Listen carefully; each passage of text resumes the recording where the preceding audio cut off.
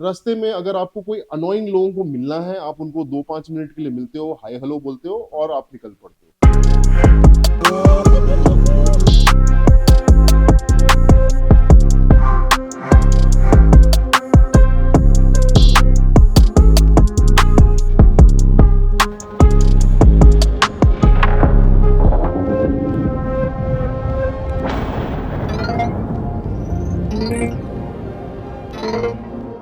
Hello and welcome to बीच आओ। आपको जैसे कि पता है, मैं रिसेंटली बैंगलोर कोल्हापुर से निकला था ईवी में, एंड इसमें मैंने काफी चीजें एक्सपीरियंस करी। पहली बात तो ये है कि ये ट्रिप मैंने अनफॉर्चुनेटली जानबूझ के नहीं किया। अगर मुझे ऑप्शन होता मैं ईवी कभी नहीं लेके आता।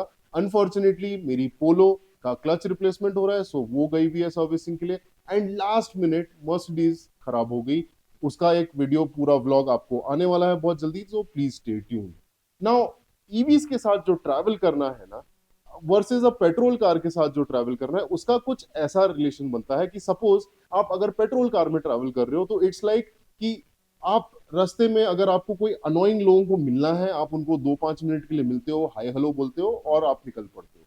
ईवीज में अगर वो सेम रिलेशन यूज करूं मैं, तो वो काइंड ऑफ ऐसा है कि आप वो अनोइंग लोगों को मिलते हो, आपको उन लोगों के साथ एक एक डेढ़ डेढ़ घंटा टाइम स्पेंड करना पड़ता है, एंड फिर आप निकलते हो वहां से। ये जो काइंड ऑफ एनालॉजी है, ये है चार्जिंग की वर्सेस पेट्रोल भर के निकल जाने की। क्योंकि चार्जिंग में आपको 1 से 1.5 घंटा हर बार स्पेंड करना पड़ता है। चलो any which ways, what I mean to say is कि ऐसा नहीं है कि आप ईवीज के साथ ट्रैवल कर नहीं सकते हो, बट जो करेक्ट ईवी है वो आपको करेक्ट ट्रैवल के लिए आपको लेके जाने चाहिए। ये बहुत इंपॉर्टेंट है, otherwise things become very frustrating. जैसा मेरे साथ हुआ है कि मैं बैंगलोर से ऑलमोस्ट 45 किलोमीटर की दूरी पे था। मेरा जहां पे रहने का प्लान था उससे मैं 45 किलोमीटर की दूरी पे था।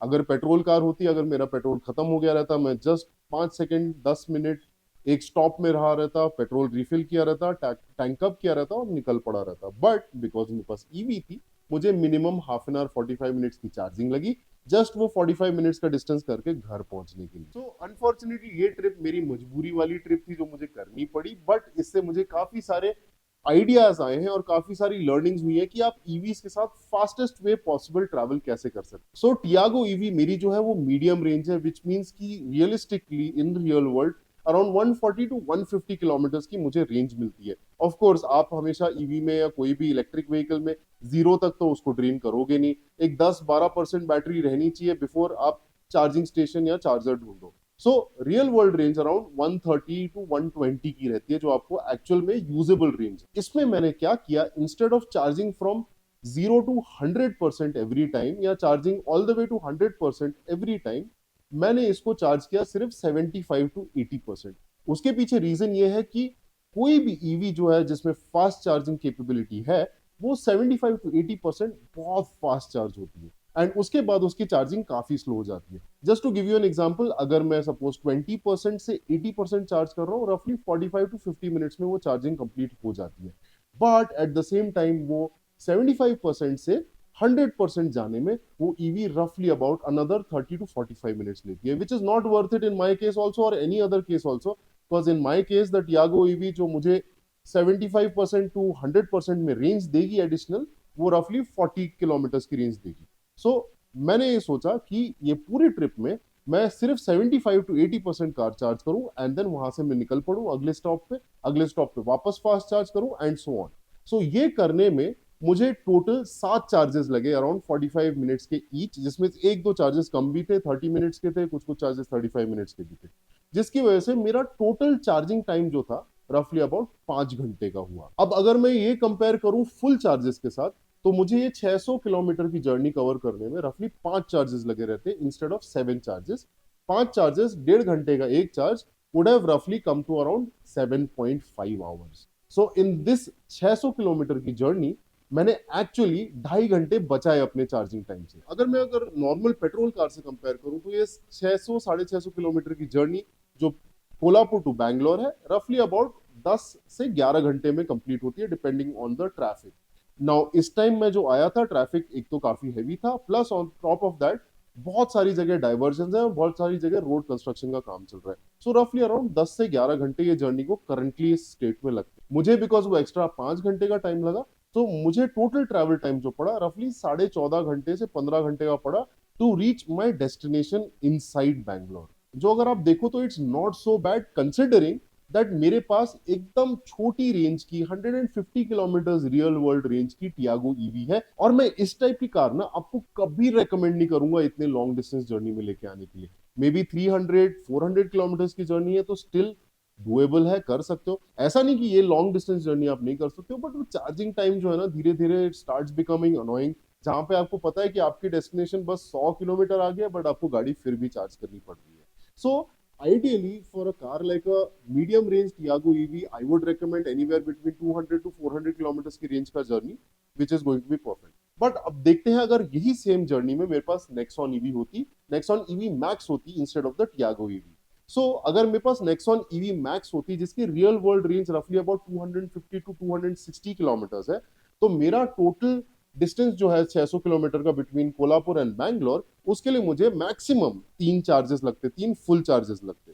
एंड 3 फुल चार्जेस का कंपैरिजन अगर मैं करूं तो रफली 4.5 आवर्स का टाइम लगेगा। अगर इसकी जगह सपोज में 4 या 5 हाफ चार्जेस किया रहता, सो ये टाइम और भी कम हुआ रहता, मे बी रफली अबाउट 3 से 3.5 घंटे का टाइम लगा रहता extra to come all the way from Kolhapur to Bangalore. Let me know down in the comment section कि आपको क्या लगता है ये जो एक्स्ट्रा टाइम है 3 से 4 घंटे का, ये डुएबल है, ये आप करना चाहोगे, आप कर सकते हो, या आपको अभी भी एक्सेसिव लगता है?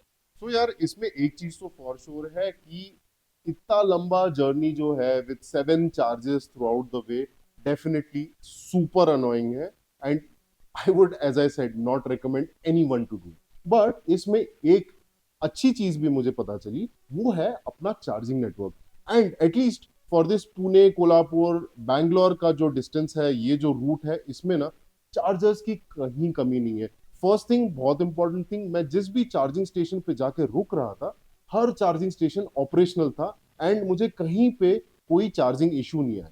सेकेंडली, मेरे पास बहुत सारे चार्जिंग के ऑप्शंस थे कि अगर सपोज एक स्टेशन नहीं भी काम करता है मैं दूसरे स्टेशन पे जा सकता हूँ। विच मीन्स ये पूरी जो 700-800 किलोमीटर अगर आप पूना से देखो या तो आप लेट्स से बॉम्बे से अगर कंसिडर करो, so Bombay to Pune to Kolhapur to Bangalore, पूरे रास्ते भर में इनसेन नंबर के चार्जिंग स्टेशन है जहां पे you will never face an issue of getting stranded.